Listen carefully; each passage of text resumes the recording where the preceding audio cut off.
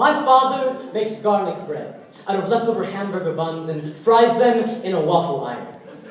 Our stove stopped working a while back. Better than this, we make mulligan stew. Throw everything left in the fridge at the end of the week into a bowl, cover with cream of mushroom soup, microwave, and serve. Our floors are particle board, covered in places with shag carpeting someone who paid for it didn't want. We have a hole in our kitchen wall where the window fell out on the fridge.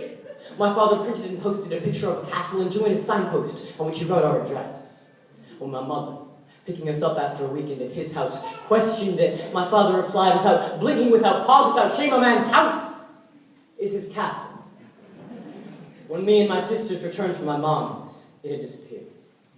But I guess the image stuck. When debt collectors began frequenting our house like a brothel, I imagined them in armies, swords clanging on clipboard shields, the doorbell a war fund, screaming for gore-branded grimy banners, howling outside our fortress walls to rally, to ruin, to bring them the head of what? The mortgage payment. Of the man who dared defy the indomitable, abominable, steel-eyed, bloodthirsty drug army of the Summit Credit Union. I would hide in the basement and drink pickle juice. Wait for the collectors to leave and my father to stop breaking things upstairs. I found out what happened when I walked up those stairs too early.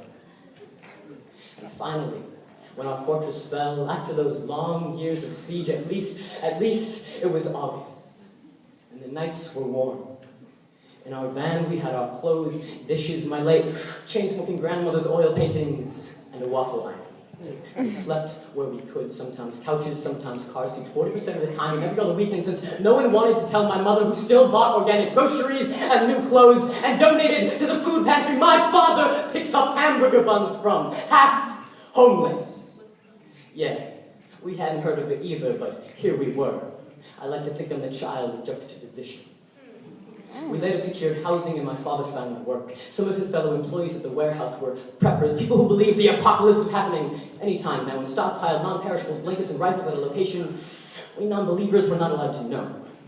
However, when they cycled out their food to replace their supply with newer items, they gave us the old stuff, and our cupboards were filled for the first time in a while, with cans of cream of mushroom soup, and cream of asparagus soup, and cream of celery soup, and cream of, I don't know, papaya, and silver cans with black marker beets, and tomatoes, and peaches, and probably peaches, and I wonder, where does this put us on the human food chain?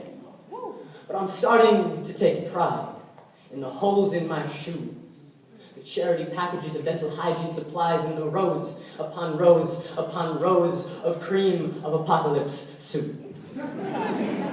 Embracing my white trash heritage, white trash gourmet, sipping wine from coffee mugs, and making garlic bread out of leftover hamburger buns in a waffle iron. All right.